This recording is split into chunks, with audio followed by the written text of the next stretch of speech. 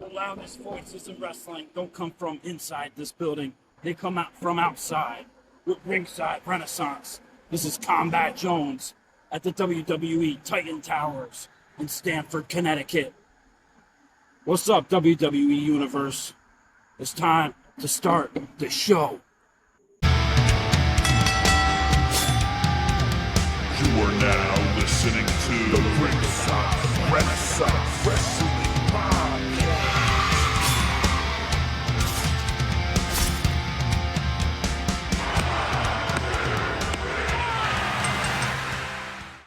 And we're back for another episode of Ringside Renaissance. Yeah, and we're the bad boys of the wrestling podcast world.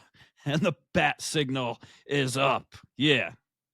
As seen on Netflix, Busted Open approved. We're back, baby. Yeah, and I'm here with who they call Jestradamus, the best co-host, the best tag team partner, the best friend in the world, pretty deadly. Yeah, and I'm Andrew. Combat Jones. Click, clack. Yeah. Click, clack, baby. We're hard, ready to go. Pedal to the metal. Oh, man. Grip it and rip it, as they say, too, huh? Yeah. Let's go. What a crazy week of wrestling. What a crazy weekend of wrestling. They're making it very easy for us to be here this morning and talk about all of this morning, this afternoon, this evening, whatever time of the day you're listening to this podcast or these episodes. We appreciate it. Make sure you hit the like, share, and subscribe button right now. Yeah. Or something bad might happen, man. You might have to call the family. We might have to call the family. Somebody might show up on your indie show and put you through a door or something. You might have to get it raw dog style. Boy, oh wow. boy. What a great week of pro wrestling, man. How you doing? Surprises. I'm okay. You know what? Listen, the thing with me is I still think it's a work. Still do. Hey. This whole thing is a work, and I have plenty of reasons to tell you why I think it is. But this ain't WWE anymore. It's not a work. Yeah. The number one way to convince me that something is a work is to tell me it's not a work. by straight up saying it's not a work, you're telling me it is a work. And we're talking, of course, of Karrion Kross and Scarlett showing up at GCW to help Shotzi out defeat Matt Cardona. Ooh, Matt Cardona's in a lot of trouble. He's in way over his head now. Yes. Now, I am questioning the robes that Scarlett and Karrion Kross chose to wear. Okay. They were a little bit questionable. I was thinking a Trump rally showed up at GCW. Oh, jeez. Oh, okay. It was like a Charleston thing or something. Yeah. Well, the robes played a thing throughout the night because Matt Cardona, like throughout that match, it was like a whole thing that he had other people coming in to help him that were in the robes. Mm. And then, of course, Nick Gage showed up and did his thing or whatever. But, yeah. He just left Pizza Hut. Came in. Left Pizza Hut, yeah. It was a hell of a match with Shotzi and Matt Cardona, though. Yeah, hell of a way to cap off their summer, their feud or whatever. But they... Killer Kross set the internet on fire again with that one, showing up with Scarlett right after their book signing, nonetheless, in New Jersey. Took the quick trip down to Atlantic City to GCW, and the rest is history. Shocked the world. Shocked the world in the ring, and then went backstage and cut one hell of a promo, like we alluded to. You still think it's a work? I still think it's a work, man. Look at like I said, the easiest way to tell me it is a work is to tell me it's not a work. But like on top of that, everything, bro. Like this is to me, and I hate drawing parallels of wrestlers, but when Right. Steve Austin left WCW, went to ECW, and was cutting like parody promos and just going crazy and stuff, and like getting a lot of like backing behind his name before WWF signed him. That's exactly what that promo reminded me of Steve Austin backstage being the Hulkster, you know. So you think WWE maybe they have some type of agreement of being like, okay, I'm gonna go away for a while. I got my book thing. I got this. I'm gonna go do some shows, get my buzz up, and then I'll come back, maybe, or even if we'll work out this at a later date, and then we can kind of say it was a work. Because there's a lot of moving parts, I think, behind the scenes. But if you think, okay, so Brian Pillman, when he was with WCW, he talked Eric Bischoff into letting him go of his contract, and I'll just go make a buzz in the indie scene and then come back crazier than ever. He went to ECW, then ended up signing with WWF right after. So like, and who's a huge Brian Pillman fan? Karrion Kross. You see what I'm saying? So there's a lot of parallels I'm seeing here, but again, you don't want to like get him out there and get a name up for himself and just have him sign with AEW or something as well. So there's right. So that's what's interesting too. So they must be okay with. So you think these shows are going to happen? I mean, I hope so, because Combat Jones, Ringside Renaissance, we got tickets to the Killer Kross, to the Killer Smoke Show in New Jersey, September 21st. Oh, they're going to happen. Richard Holiday better be careful. He's he's in for a time for that debut match. Yeah. For no DQ. I wouldn't want to be him. No. Karrion. No. Yeah. He's gonna get it hard. Yeah. Raw dog style. Just like Matt Cardona. Yeah. But who's Matt Cardona's wife? Woo! Chelsea Green, baby. And she's got the ties to WWE right there. Right. And let's not forget, like, we've seen so many people released and stuff like this, but it's really not the same, because none of these people that have been released have had like such a great book at the same time, have been a top merch seller at the same time. Like, they've went on to do like this indie stuff and like talk about like Elena Black, they kind of dropped off or whatever to do other things or whatever to make more money in other places, right? But like, they're not going to be getting that same amount of paycheck and that same amount of money for these shows, and they don't have the same want from all these other promoters. You know what I'm saying? Right. So he's going to be just fine. Oh, he's going to be there's fine. no doubt about that. He probably doing even better in that sense. Like, and he's going to be able to get to do what he wants the way he wants to do it. You know, paint that canvas, as he talks about in the ring, the way that it's supposed to be done and the way that they see it fit. So and you got to remember, he was a Triple H guy right from the beginning. So yeah, I think there's a lot more NXT, at play there than. Yep. I don't know. We'll have to wait and see. But like, it's intriguing to me because a lot of times like wrestling kind of seems a little too predictable, maybe, or a little bit too on the nose with like what's supposed to happen does happen. So something like this is really what kind of gets me excited, because it's something that I really do not know. Yeah.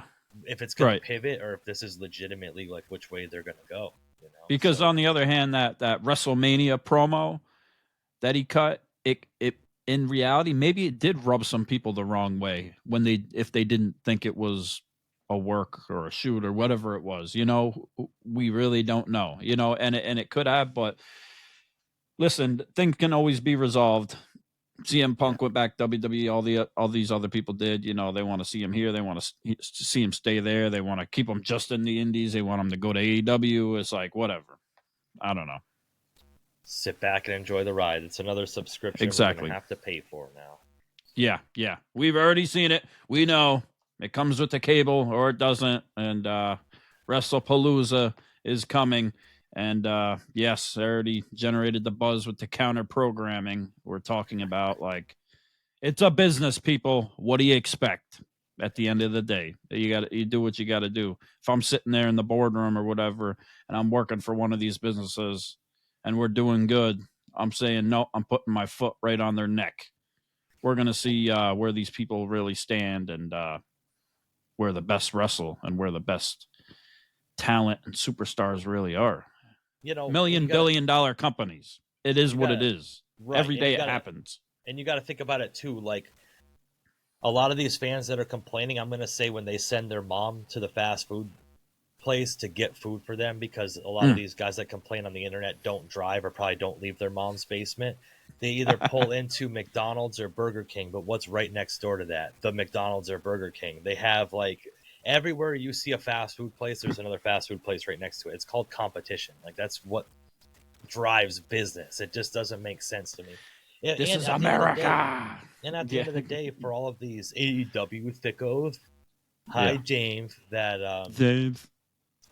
are out there sitting and complaining about this, you're the same one saying that AEW is a better product. AEW is hotter right now. AEW's got the better wrestling. It's got all of these things. You talk about how positive it is until you go up against WWE, then all of a sudden it's a problem. Well, if you're so confident that the product is better, then why is there any problem? You should be confident that AEW is going to outsell WWE at that point. Yeah, and if that's how I feel about AEW, then I don't care either. Like, I don't care what company it is, like what, or if it's both or any or neither, like one way or another, it's business, and that's what they got to do. So it's business, baby, and that's what we do. So it's always good. But yeah, speaking about AEW, we might as well go mention that right now. They had AEW Forbidden Door happening, and we had some great friends of the podcast there. Shout out to Sam's on Sam's Wrestling. They were there. Lots of love for them, and shout out to them for the TikTok and all the love there, and shouting out all the great supporters and wrestling content creators out there. We appreciate you, Sam. You the man, baby Sam. You the baby. You the man too. And of course, we got to shout out Adam Cousins, baby. Nothing but love. Doing real, not none of that dirt sheet stuff. Getting down in the dirt and doing the real wrestling journalism. And getting that post media scrum at Forbidden Door and asking the big questions to Tony Khan. And much love and respect and praise there. Congratulations, Adam, and hitting the turnbuckle. That's really cool. It was cool to hear you and see you there, and we hope y'all had a great time. Regardless of how we feel or how anybody feels about AEW one way or another, how it went or the outcomes, there's no doubt in my mind that the people there that were at the O2 Arena, it was packed and they had a great time. So I can't be nothing but happy for all the AEW fans and them there, regardless of how you felt about the show. I think it was probably more of a crowd of wrestling fans than AEW like diehards. You know what I mean? Because they don't get a lot of that's true. They don't get a lot of shows over in Europe. Actually, WWE's over there right now. Oh, it's probably counter programming. But yeah, shout out to Sam's. Go in there. Shout out to Adam. That was pretty cool to see the hard hitting question to the coked out Con. But bro, he looks worse every single time I see him. Now, what's really cool is to see our friends out there enjoying themselves and really taking in a event like that. What's not really cool, what was the product they were giving at the event, because I was not a fan of Forbidden Door whatsoever. I don't think honestly, Cope and Christian kind of together. That was pretty cool. That was a little bit of a moment. It was cool to see Luchasaurus back after being injured and stuff, but that show did absolutely nothing for me whatsoever. Like the finishes were terrible. It's just a lot of the same stuff. It's the same stuff, just wrapped differently. That's all it is. There was a full few moments here and there, like Tony Storm and Athena was decent, even though the whole Athena thing with ROH and being the forever champion is kind of it's got its problems with me. It just doesn't make sense in some ways of who's putting who over in some senses. MJF, we love Max, of course, without a doubt. The whole 3 count we even got from the people that were there, they were talking about it. They're like, what the hell is going on with this? With his foot on the ropes, and like they hit the 3 count. They should have rang the damn bell. Like, Right. I don't get it. It was the right thing to keep the belt on Hangman Adam Page at that point, regardless. Like, he's got to carry it on for a little bit later, but the whole contract thing and Yeah, I was gonna say it wouldn't have made sense for MJF to win it with him still having the contract. That would be kind of right. like we knew who was gonna win, because why would MJF win and not, because that was part of the stipulation, right? He didn't have to use his contract for this match. So right when that stipulation got put in place, you knew Hangman was winning the match. It just Right. didn't make sense. Yeah. Didn't make sense. The lights out match was absolute garbage. Yep. There was not one thing in that match that I thought was like, "Ooh, this is really whatever." And if people are like this, it's getting into weird like fetish stuff.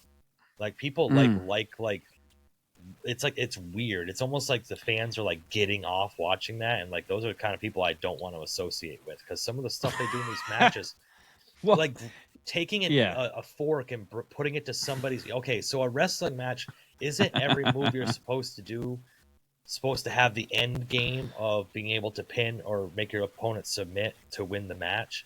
Like, right. So digging someone's ear with a fork, what does that do to get the other person to lose? I don't understand it. I mean, it's almost like a OnlyFans woman's, Amazon wish list. You had, it's glorified carnage.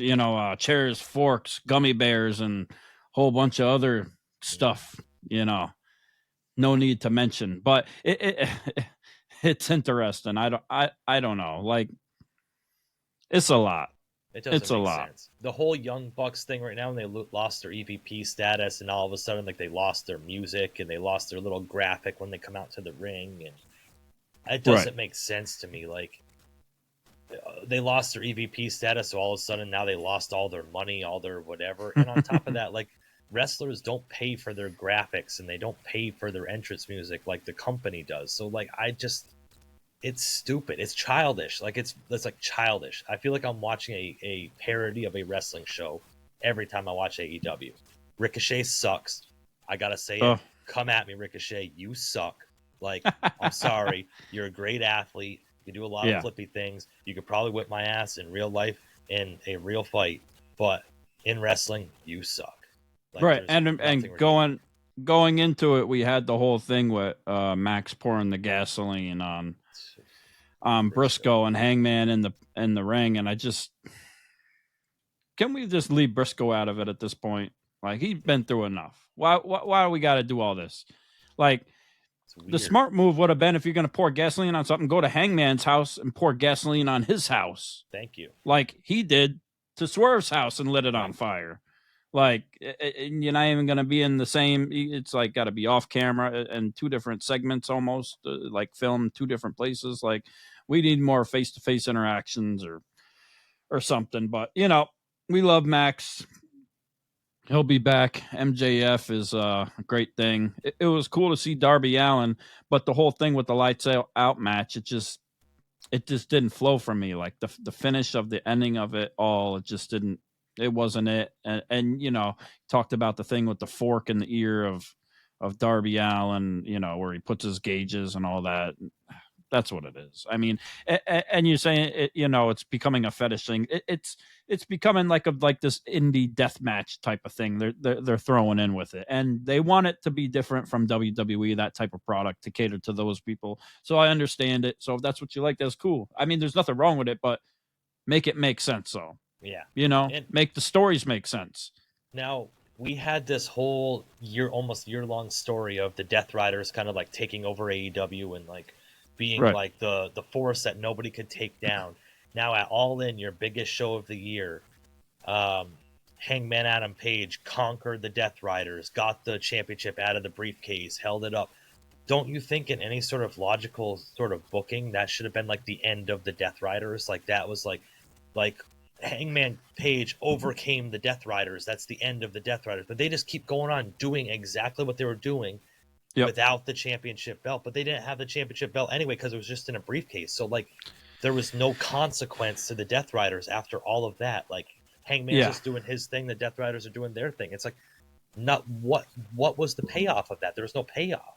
It seemed like their whole like intention behind it was to take over the company and do all this and change all this stuff. But Yeah. And what then did they Shane really? wouldn't sign. Shane wouldn't sign, and then they were Shane went screwed. exactly. What did they really do? You know, and we got Mercedes Monet, of course, with that whole thing. She's winning more championships. Like so, like there's two sides of it. Like I can understand the criticism, and like a lot of people are like, "Yeah, we don't care for her. We don't like her wrestling. It is what it is." But on the other hand, she's got all these belts. All these promotions are cashing in and letting her hold these belts, you know, for the promotion, for her star power. So it's working in a way for her in that sense. Like you can't deny that in a way, right? Because she is getting over with that and she is helping these other promotions and they're getting spotlight on it. So regardless of how you feel one way or another, she's doing her thing. She's getting her money, like in that sense, you know. So it's kind of like a mixed bag with that, in my opinion. I don't know. Yeah. I don't know. I'm just But it's for a kind of a lot of lot. It's too many belts. Like, yeah, but but then you think of like the same people that are praising him or criticizing Rhea Ripley or Becky Lynch, Rhea Hogan, Becky Hogan, all this different stuff, and then praising Mercedes Moné, who's ever only lost one match in her whole AEW career, and it was against the AEW Women's Champion. Like Toni Storm, like I get the gimmick and everything, I understand and stuff, but like you can't sit there and say this is where the best wrestle and keep the sports entertainment over at the Fed, and then your women's champion and probably your top like draw in that company right now is a sports entertainment character. Like Toni Storm is a character, it's a gimmick. It's not that's not sports based wrestling. So like that's sports entertainment. But like Toni Storm and Mercedes Moné are like they're kind of like gatekeeping the women's division. Like look how much great talent is in the women's division, and those two are just been holding the titles. Like it doesn't. And it comes down to the end of the day with Tony Khan, okay? Because we got a lot to talk about. We'll talk about it real quick again to keep going with it, to tie it all together, because we got these reports of Chris Jericho, of course, that he may be leaving and signing with WWE. And let's not forget how much Jericho was waving the flag and carrying the torch for AEW, especially at the beginning, and not to mention, especially when Punk left, when Punk got fired, he was going at Punk. Punk was going out at him, and let's not forget Jericho was going on all these records on the record on these podcasts talking about how AEW, you got to stick around because we're in it for the long-term storytelling. You just got to be patient. This is long-term storytelling. Well, is he not thinking that anymore? He must not be. If he's trying to make his way back to WWE, you know, he must want that Hall of Fame run. He sees what's happening with John Cena. It may not be the same. I mean, you did pin Brock and Austin on the same night, but if he wants to come back, he wants to come back. I'm sure they'll, you know, it'll do something. I don't. It's getting to that age. He's getting to that age too, where you know we'll see what. Chris Jericho is great at reinventing himself, so we'll see what he does if he does come back to WWE and how that goes. Right. And, you know, they got something going for him. Triple H and Jericho both voted for the same person, so I'm sure they have something in common. But that's true. You know, to tie that together with Tony Khan with the storytelling, we got the Jack Hager interview that just came out. You know, that kind of ties all this together. That shows kind of backstage. I guess it's one side of the story in essence, right? But he's kind of breaking it down to how they're kind of all separated. They've been like that, and it's not just because of Punk too. And we got, you know, reports of him saying that Tony Khan's telling Sting and all these other guys, you're going to have to get out there in 6 minutes. If I tell you to go do a 6-man tag in 6 minutes, you got to get out there and do it. And all this, and saying that you should wake up every day and save Tony Khan. And so it's interesting to see what's going on behind the scenes. So we'll see what happens if Chris Jericho leaves. Well, he'll have to say, you know, to contradict himself with what he's been saying this whole time too, with everything, because we already heard it from Punk. We've heard it from all these other people. So we'll see. Yeah. Very interesting. They'll probably make Jericho sign a bunch of NDAs. Yeah. But I'm not, like I said, I'm not gonna speak too much on AEW. It's like just not a fan of the content right now. Like I said, like you said, shout out to Sam's on Wrestling. I'm glad they had a great time hitting the turnbuckle. Adam is doing big things over there and stuff. And let us know in the comments what you think about their current product, what you thought of Forbidden Door, or what's going on moving forward. To All Out. Just not a fan. Not a fan. Yeah. So that brings us on to our WWE recap for this last week with SmackDown starting, which was on last Friday. I guess the main talking point out of it for myself, what stood out for me was Logan Paul and the Never Seen 17, the greatest champion of all time, John Cena. And Logan Paul was getting after him a little bit. I liked the little shot that he threw with the promo thing about him at the Oscars having to get naked, because it kind of, people didn't really think about it. They haven't talked about it much, but it ties around to like these rabbit hole conspiracy theories things with people in Hollywood having to do these rituals and get naked and selling their souls. And then not to mention with John Cena having to sell his soul to The Rock. I wish that he would have pushed on that a little more, but I thought it was good. He was kind of going out there for the cheap heat, but I think Logan is kind of getting better, and he did what he could do against John, but John brought it back. That's John Cena. He brought it back in time, and it's hard to go one-on-one with John on the mic. There's really not much anybody that can do it, and he completely obliterated Logan Paul. How'd you think about that? Did you like the promo? Did you like that there? What do you had to say? I mean, called him a parasite. Logan Paul was talking all the things about how long he's been wrestling there for whatever it was, 4 or 5 years or whatever. And John Cena's like, nah, you've had, was it 17 matches or 20 matches in the end? Like, you gonna make it seem like it's more than it is? Like, come on, man. Like, listen up, boy. Listen up, kid. Shut up for a second. Like, but that's the John Cena I like. Like, this is what I wanted. Yep. For the John Cena farewell tour, and I wanted it for the whole year. Like, play the hits. You know what I mean? Okay. Like, yeah. The heel run, the experiment. A lot of people said it was failed.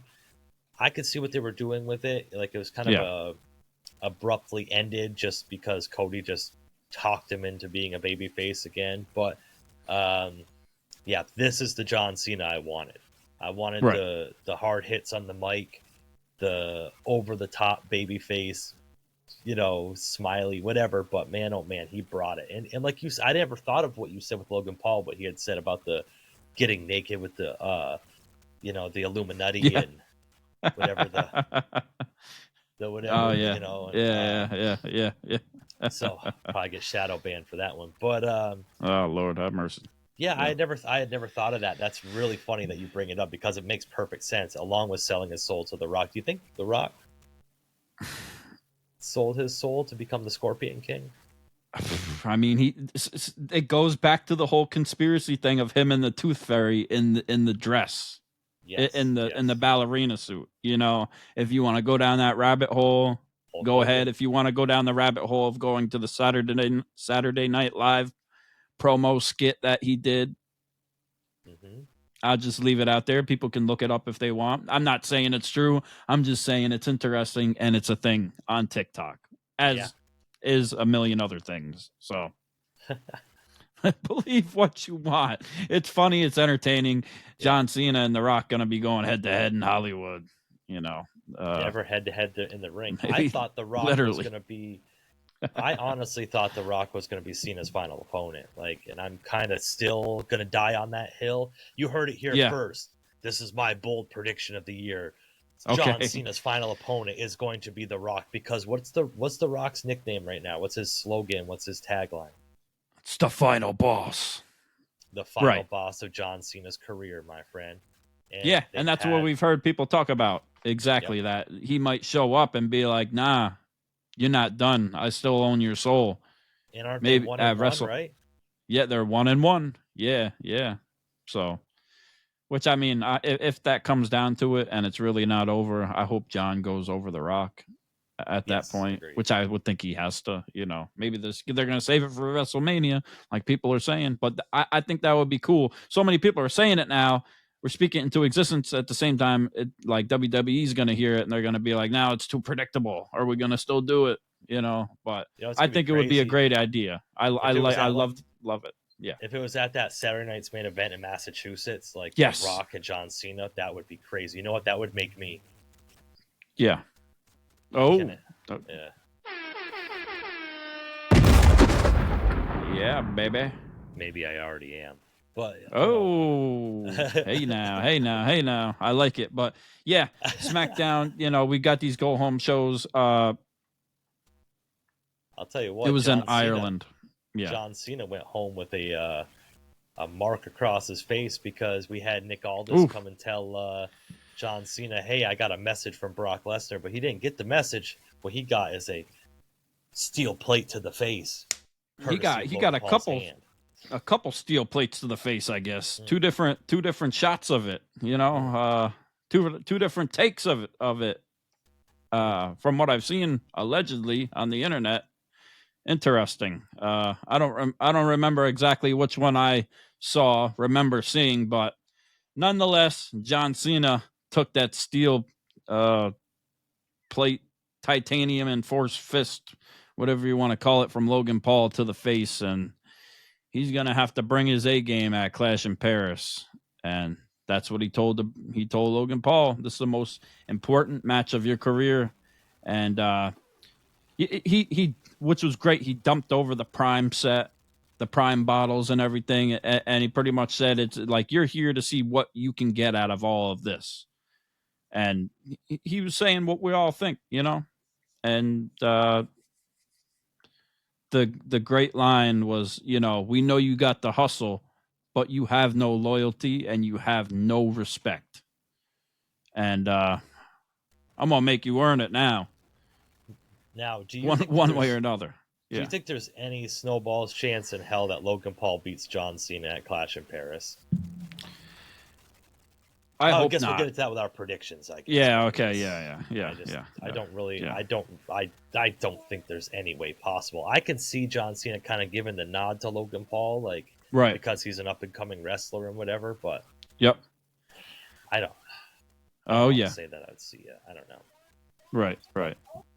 Yeah, and it's just a lot of MFT stuff, and then we got Alexa Bliss with the whole Charlotte Flair thing on SmackDown, and they got that going on, and then also with the tag division with the Street Profits. But yeah, Sami Zayn, Jacob Fatu, Big Jim doing their thing, and that's what stood out to me for SmackDown. What do you think of like Jacob Fatu not being able to go over Solo Sikoa, but Sami Zayn coming in and being able to? Like that kind of like to me was kind of like it. It was like a slap into Jacob Fatu's face. Like, yeah, Jacob Fatu has and had all this momentum, it seemed, kind of going, and now we're going to see if it can kind of keep going or where they're going to go with it. The whole MFT thing is interesting. I still think, Solo's hilarious, but with what they're doing with Sammy, it's very interesting to see where we're headed.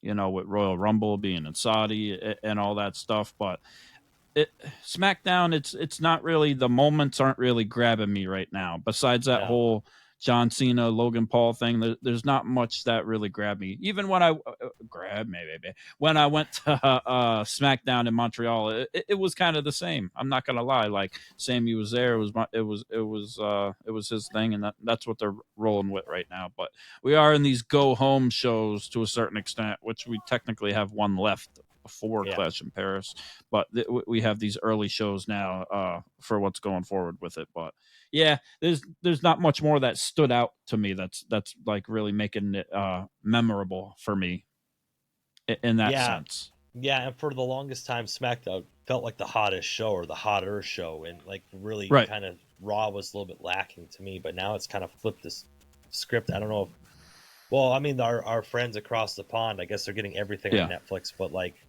maybe like for the American crowds, they're trying to focus on Netflix. I'm not exactly sure how that really works, but or maybe it just is just our taste gets different. But Cody Rhodes has been missing, man, and Yeah. That's a big part of it too. You know what? As much as people are, talk about Cody crybabies and there are a lot of Cody haters out there, you can't deny that like he brings a certain kind of energy to the show when he's on the show. Like, Oh, for sure. thank you. Just him being there and coming out and doing his entrance and everybody doing it with him and everything else like that just brings like a whole different energy to whatever show he's on. So him being kind of absent from it, you feel it. Like you feel it. And you think like Roman Reigns was on SmackDown. He's not on SmackDown anymore. LA Knight was on SmackDown. Not anymore. Cody's been absent. Like all this star power that's kind of not on the show right now. It's just, you kind of feel it's taken away from it. And you got to shout out Drew McIntyre doing his thing too, and then Randy Orton showing up doing it. You know, Drew McIntyre did put Cody through the bottom of the table with the Claymore. You know, Claymore, and so that's what it is. But yeah, you got to show respect to Cody for sure with that. And then WWE is very smart because I will say with the what you want to talk about, the whole Wheatley thing, the podcast that Cody does, it makes me like him hell of a lot more too. Like I really enjoy watching that because I just think he gets to like kind of go a little bit wild and talk about what he wants to talk about and show him just rant, get drunk and rant and do what he really can't do on TV when he's trying to kind of keep it kind of sort of PG, and he can kind of get into some of these stories and show his true personality, and I think that's what's great about it. And I've really enjoyed that part of all that, which is very cool. So yeah, that's SmackDown, baby. Man, Raw's moving on to really Monday focusing on Night Raw. It was me, Austin. It was me the whole time. Yo, that Karrion Kross did the same role that Vince McMahon did when Vince McMahon was the higher power. I didn't think about that until just now. The robes. Yeah. I love how last year the biggest storyline on Raw was over a bracelet. Shout out Victoria. But this year one of the biggest stories on Raw is over shoes. The Shulafala. They can make compelling storylines based off from random obscure. They're smart, and it's kind of came out of nowhere, and now they concocted the whole tribal thief thing, and it's a T-shirt, and it's a shoe thing now. It's a sneaker thing. Shout out to the Drinking Wrestling League. Yeah, there you yes, go. Yep. Yes, because they're my boys, you know, because they break it down, and shout out to them because they stay tuned and they watch the show, and they're constantly posting about who's wearing what shoes. So I know they respect this right here, and we still haven't seen the Undefeated Four show up yet, but we Combat Jones got them though. But yeah, Roman be showing Travis Scott shoes on Raw. Yeah, no, I mean Dom be wearing them. You know, shout out to Dom. He knows what's up. But we won't be seeing. We might see the shoes, but we won't be seeing Travis Scott anytime soon. That's for sure. Yeah, shout out to them though. They know what's up with the shoes. But yeah, the whole Shulafala thing is interesting. That stood out with Roman Reigns and Bronson Reed. I thought Bronson Reed kicked it up a notch. I thought he was great on the microphone. And Roman Reigns absolutely blasted him, too, with, hey, aren't you Samoan? Well, if you are, then that ass belongs to me, boy. Ladies and gentlemen, we're supposed to do it at the same time. Yeah, Paul Heyman doing his thing, making more stars, taking people to the mountaintop, showing their true potential and really bringing it home with some of these people. Braun, baby. But Bronson Reed, Roman Reigns, hell of a promo. Roman Reigns and Bronson Reed is a great match going forward, and Roman Reigns really helping out Bronson Reed with that, and Bronson Reed's really looking like he can show up and he can hold his own now with Roman, from which when Bronson showed up in the WWE from NXT or whatever it was, not too long ago, actually, I wasn't too crazy about him. Like he's got a long ways to go. He needs some work as far as like these promos and everything that he's doing. But now where he's at now, he's got Paul behind him. I thought it was excellent. I think what they're doing is great, and I was entertained, and I'm looking forward to the match to see where it goes with them. The only thing I have to say about Roman Reigns is like, yeah, I get it. You held the title for that long. You're one of the greatest of all time. People are going to say now, and as far as champions and all that, but you're still like teetering on this weird edge of babyface and whatever else it is you want to call it, tweener, or you just obsessed with yourself with this king's disease, and you still haven't let it go because you're still asking everybody and telling everybody to acknowledge you. Well, my acknowledge thing is, like, what? You're not the champion anymore. What are we acknowledging? But it doesn't make sense to me, like, when he's like, oh, they took my bloodline from me, but like, right, nobody took the bloodline. So if you look back at War Games, the bloodline won War Games, and then that exactly, and that's what at the debut on Netflix. Yes, he won the Ulafala back. So like, he never lost any of that. Like, all he lost was the Wise Man. That's it. And now he's all alone, and now he has nothing. The continuation of the story makes no sense. Because with War Games, with winning and them taking it out, and then with the Ulafala and all that, like, and now he's left all alone. But like, goes back to Killer Kross, like Karrion Kross put that hourglass upside down, and the time was running out for the bloodline, and he wasn't wrong with him and Scarlett, so he saw it. We want Kross, baby. Got to throw it in there again. Kross is must better team up with Jester Dominus, man, because he can predict the future. That's amazing. He can predict the future. Absolutely. Absolutely. And that kind of ties into our predictions for Clash in Paris this weekend. So the other big thing that is kind of standing out for me for Raw is the whole Becky Lynch and Nikki Bella thing, which I thought it was a great promo.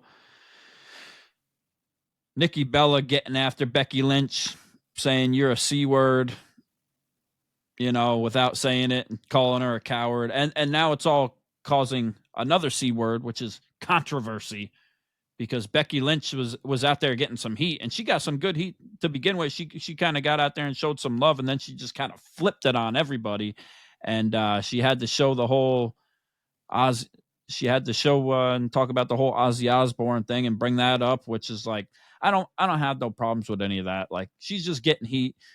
I don't think she meant any disrespect by it, but that's how people are flipping it. You got the Osbourne family going off all of it, saying that they need apologies and all this and that and everything. But this is the best Becky Lynch we've had as far as the heel and the promos and the way she's carrying herself with the new music and the new image and everything of how she's doing it. I liked it. I appreciated it.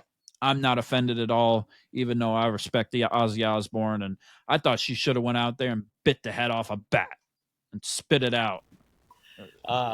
Yeah, and I appreciate her trying to change up her character, like becoming the heel and not keeping the same music so everybody just sings along with it, and whatever that takes away from the heelish nature of it. I didn't take it when I heard it. I didn't really take it as like offensive. It's just her trying to get heat from England. Yeah, I could see because it's a fresh wound because of Ozzy just passing and stuff. Maybe the family getting offended. So I could see both sides of it. Like, but me personally, like you said, I wasn't offended because I wasn't personally attached to it. Now, if it was my father that just passed away and someone was trying to make like a cheap little joke or something, maybe I'd have feelings towards it. But we'll see what comes from it. Yeah, I don't think much is going to become from it otherwise. No. And I love how when Kelly Osbourne brought it up online, she tagged the Becky Lynch fan page and not actually Becky Lynch when she talked about it. So I'm sure that Becky Lynch fan page is probably getting a lot of heat right now. Yeah. But I like what Nikki Bella did. I think she's out there doing her thing too. Like, she's good on the mic too, and it made me look forward to the match. And I thought she got after Becky good, especially with the comeback. She had to get her back, with weeks ago with Becky bringing up the whole thing about John Cena and all that. So I thought she did a good job at getting her receipts and promo wise. And speaking on that, the Rhea Ripley defeated Roxanne Perez and the whole Judgment Day stuff. It just keep going on. Not to mention we had got the AJ Styles versus Finn Balor, the whole thing that kind of could have been built on, could have been a whole story going back to the Bullet Club and all that, which we got a little bit of, during the match, but that kind of fell short for what it was. But it's cool that they did it nonetheless. Then we got Braun Breaker and LA Knight going at each other, and Braun, and it just ties into the CM Punk thing with Jey Uso, and we had Roman Reigns talking backstage to Jey Uso, letting him know, hey, Jey, don't trust CM Punk. You can't trust him. He's there for the money. He's doing his own thing. And, LA Knight, don't trust anybody. You're out there for yourself. Represent for the family. Do it for yourself. And I agree with Roman. I we don't need this happy-go-lucky Jey. Like, yeah, you can go out there and yeet and do your thing, but at the end of the day, you're going out there for yourself, and you're going to have to put everybody else down, and that's what he did. Super kicked LA Knight and super kicked CM Punk, and that left the vision of Seth Rollins and Paul Heyman very happy, and that makes things interesting going into Clash in Paris. What a good recap from Combat Jones. Are we going into Clash in Paris right now? Why the hell not? Let's go into Clash in Paris, taking place from Paris. Paris. Bonjour. Je m'appelle Ringside Renaissance. Pretty Deadly Jesse. Bone. Andre Combat Jones. Bone. Comme ci, comme ça. Comme appelle tout. Yeah. Thank you, Mrs. White, for our 7th grade French class. Can I say vous toi? Yeah. Remember when we had this? Remember when we had the stick figures and we did the Green Acres theme song in Mrs. White's class? Yeah, that got out of hand pretty quick. Yep, that was interesting. Yeah, I don't know if she knew what the hell we were doing. Class, and we were just singing the Green Acres theme song. Yeah. Okay. Green Acres. Yeah, I will be eating my crepes early as I watch Clash in Paris early, and who knows? Maybe later in the day there will be a post-show live. Maybe we'll get some people on there. We'll see what's happening. You never know.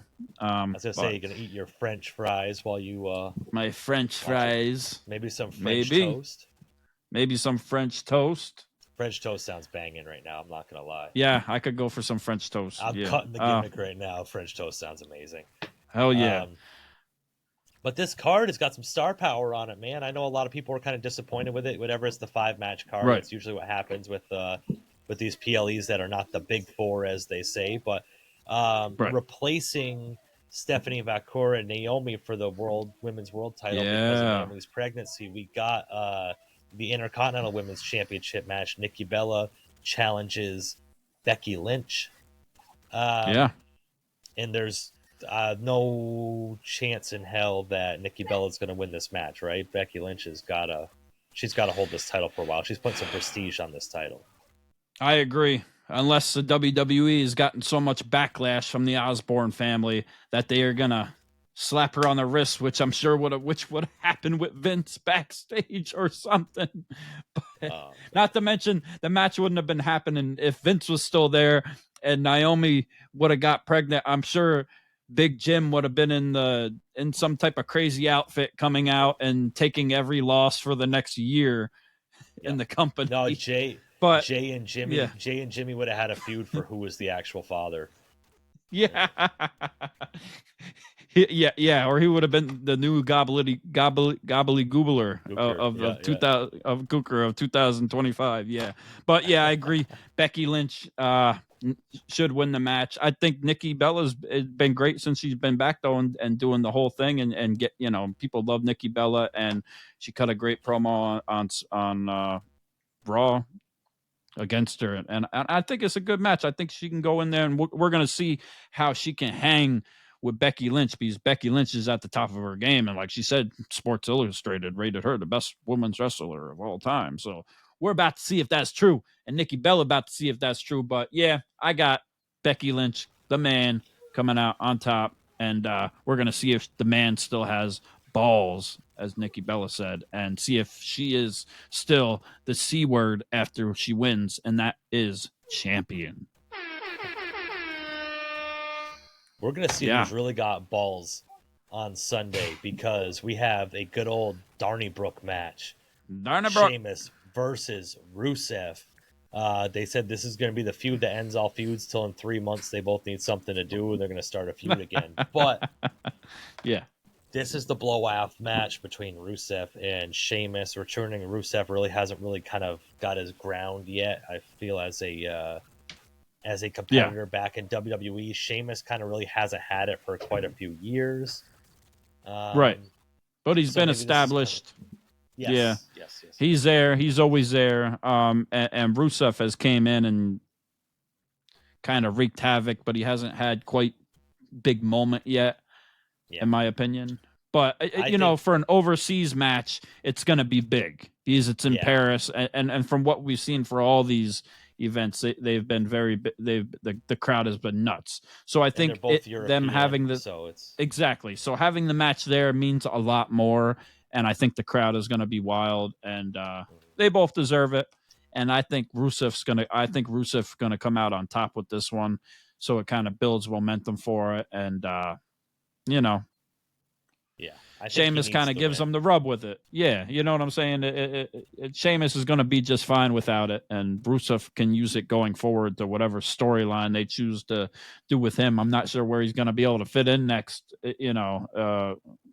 If he's going to stay around that mid-card place or mid-show place, you know, how those time slots fall or however you want to look at it. Same type of thing in my eyes. But it's funny because you know, you said that Sheamus is going to give Rusev the rub, and I agree with you. But like at the same time, I watched some of those Sheamus workout videos. And I wish he would give me the rub because that man is jacked. So, but yeah, at the end of the day, I think Rusev needs this more. I think Sheamus is more kind of fit into the role of kind of just getting other people over. And I think he enjoys it as long as he goes out and has competitive matches and still kind of solidifies his legacy, as it were, that he's doing right now. So Rusev should get it. For sure. Now we have the Tribal Chief versus the Tribal Thief. The Ulafala versus the Shulafala. We're talking about Big Bronson Reed versus Roman Reigns. I'm not sure where I'm going on this one, honestly. I'm really not sure. Like, I think it would benefit Bronson Reed to win and continue with this whole Shula-Fala thing, but Roman Reigns kind of needs some momentum too. But I think in the end, it probably benefits Bronson Reed to win more, maybe. Yeah. And I maybe we get a new member or something, or somebody showing up to help out or something. But at the same time, if it's just a one-on-one and there's no interference or anything, I feel like Roman Reigns should probably win it. He looks like he can take out Bronson Reed. So I think it kind of comes down and depends on where they go in that type of sense of the story with it. Because do they want to keep the story going or not? Yeah, I gotta say, I don't see in any world, whatever, that Bronson Reed's gonna beat Roman Reigns on a PLE. That just doesn't. Yeah, that doesn't jive with me, dog. That's true. We gotta remember, you know, Seth Rollins, of course, is in the Fatal 4-Way match, but we gotta remember the other Braun Breaker, is not in a match, so he's gonna make an appearance, whether it's in both matches or with his boy Braun against Roman Reigns, because Roman fears the spear, allegedly. Or will they both show up to help in the Fatal 4-Way, which not sure if that needs to happen either. But yeah, I don't know. I guess it makes sense overseas for Roman Reigns to get the W and the crowd to kind of be happy and get a win with that one. Will he get his shoes back? I don't know.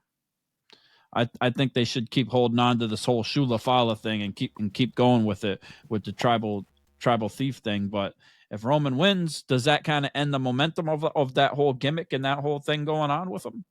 Yeah, I'm not sure. Could end in a DQ too, I guess. That wouldn't hurt Bronson Reed if he ended up a DQ.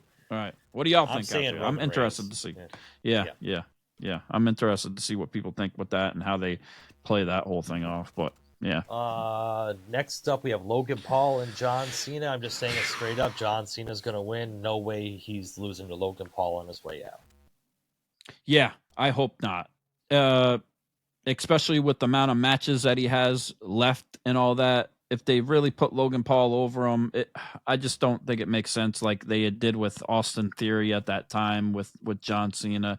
Doesn't make sense. However, if John Cena doesn't win, I could see a way of there being a disqualification or some type of interference, maybe with like a Brock Lesnar showing up or getting involved in some type of way with that. And for some reason, if John does lose, it will be because some type of interference in some type of way from Brock or something like that. I don't know. That makes a lot of sense. In reality, if there's no interference and it goes down 1-on-1, John Cena is taking out Logan Paul and he will humble him. He's going to waterboard him with Prime. Yeah. Oh, man, the main event of the night. I know who you're already going to go for with this one because I know you. And we just have to go over it because it's formality at this point. The Fatal 4-Way for the World Heavyweight Championship. Jey Uso, right. CM Punk, LA Knight. Yeah. And Seth freaking Rollins, the championship, the Fatal 4-Way match. What's going to happen? What's going down? What's going to happen? DQ, so there's going to be interference because there's no DQ in a Fatal 4-Way. Right. Braun. Paul Heyman. I'm going to go bold here and say LA Knight wins his first ever World Heavyweight title. Holy shit. That will be a moment for LA Knight if that happens. You aren't going to tell me otherwise. LA Knight is winning this championship. And he's going to smack you back to factory settings. What a shock that would be, and kind of shift everything with the WWE with that championship and where we kind of see things going, and it could kind of open a lot of doors with how they want to play it going forward with the Rumble and with WrestleMania and the Elimination Chamber too, which would be interesting. Nobody would see it coming. Nobody expects it. Jestradamus, you got it right there. I will. I'll shit a brick if LA Knight wins. As much as I'm saying who I want to win is CM Punk. Actually, I want CM Punk to win, but I really don't want him to win because I want his moment to be bigger when he wins that title back from Seth, hopefully, or wins the Rumble or whatever it turns out to be. Who the hell knows now with Roman, people saying Roman Seth or whatever it is. But yeah, I don't see Jey Uso winning. That could be crazy if he does, but that wouldn't really make much sense either. I think the logical answer, it makes the most sense, and it's like it's got to be Seth Rollins winning, and we've been saying that. Like, they're all going to turn on each other. We've seen the seeds planted for what's going forward with Punk, LA Knight, and Jey Uso. Trying to get on the same page, and it's kind of backfiring now, and that's the vision. That's what Seth's planned, and he is the architect, the visionary, the revolutionary. I planned this all. So I expect Seth frickin' Rollins to leave Paris with that championship and continue that on. Because it just makes sense. Yeah. Well, that's our predictions. Let us know what you think in the comments. Make sure to hit like, share, and subscribe. Tell your friends. Join the Renaissance with us. We are having a great time doing this. We hope you're having a great time with us. A lot of great things happening. Clash in Paris this weekend. We just had Forbidden Door. We have AEW All Out coming up. GCW, Karrion Kross making his appearances. Yep. He's going to House of Glory, I believe, as well. House of Glory in October with Matt Cardona. Then we got the Killer Smoke Show coming up in September. We'll be there. We can't wait to see everybody else. We can't wait to make some more viral moments with the IWC for We Want Kross. Of course, I was down there in Stamford, Connecticut at the Titan Towers, as you saw at the WWE headquarters, at the world's biggest WWE belt. And that was a cool experience. I tried to get in. They wouldn't let me in, but I won't be denied. I showed up looking like, yeah, you know what? I'm going to be here someday, and y'all going to let me in the door, and you're going to be holding the door open for me, and I'll be working here someday, Yeah, It's going to happen. So I'm speaking that into existence, and we're going to make it happen. Not to mention, I was in Connecticut. I had ran into the truck drivers a few times actually. You know, we've become cool, the WWE staff, and yeah, shout out to Pat, because I happened to be staying at a hotel, and I look out the window, and the WWE production trucks are right there. And who do I run into again? Pat. So shout out to Pat, man. And that was cool. It's a sign. And they were, of course, waiting to go over to do the NXT Heatwave event, which was pretty popping and pretty crazy, too. Ricky Saints, baby, he's coming for that title. And Oba Femi really threw Javon Evans over that table. Interesting stuff there. Interesting stuff. Not to mention, was I down there in Connecticut, I linked up with our friend of the podcast and our show from the Talking Trash podcast, from the Netflix special, from the Trashers, AJ Galante, our boy, yeah. And we're cooking stuff up, trying to get stuff figured out, and it's all love. We appreciate him there too. So shout out to AJ and the Trashers. You already know. Hey, what one more and thing. What do you think of and the Hat Tricks? Yeah, he's the GM of the Hat Tricks. Hey, that whole indie wrestling thing with Rampage Jackson's son. Unbelievable. Stupid. Whatever happened backstage, settle it backstage. You don't wait to go in the ring to go into business for yourself. Stupid. Don't want to. I don't even want to, like. I know these wrestlers, Mark Henry and RVD, are siding and whatever, but when you go into the ring, you think that the person across from you has the understanding that you guys are going to do business together. For you to go into business for yourself at that level, at that magnitude, I thought it was stupid. I thought it was unprofessional, dumb. Don't. It was too much of a too big of like too much confusion going on throughout the events that happened, from when they were outside, from smashing the can to telling the other guy to get the receipts, and then him not understanding, and then like who knows about the excuses with the CTE and this and that, and then you got a trained fighter, like you're supposed to respect your power at that sense too. And you clearly have no idea what's going on, so whatever happens, and hope you have the day you deserve and the life you deserve from what you did. And prayers to Psycho Stu. What? Yeah. Get well soon. It's crazy, but it is what it is, and we'll move on. That's right. We want Kross, baby. And we want Clash in Paris, and we're ready for it.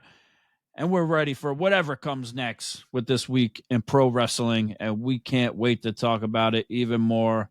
Shout out to everybody out there in the IWC. And we're about to leave it at that. And we'll be back to talk about it more, of course. We're Ringside Renaissance, busted open approved, as seen on Netflix. Yada, yada, yada. The bad boys of the wrestling podcast. Yeah. And that's pretty deadly Jesse. Yeah. And I'm Andrew. Combat Complex Jones, baby. And you've been listening to the Ringside Renaissance Wrestling Podcast. Peace. Yeah, it's Andrew Combat Jones here with Ringside Renaissance with AJ Galante from the Trashers. What's up? Hey, Ringside Renaissance, make sure you're listening. Big things coming in the future. We're talking some ideas. Shout out to our boy Jesse. Yeah. And make sure you like, subscribe. Yeah. Check out our guys. The only spot for your wrestling news. Yeah. Right here. Hey, you know what? Like, we kind of like Netflix co-stars now. I was on Netflix for a little while. You were. For like 5 minutes. We are. We're CM Punk. Yeah. It was kind of cool, We're right? colleagues. Kinda We're cool, colleagues right? now. Kind of So. a little class. So, Yeah, man. Yeah. Ringside Renaissance, number one, man.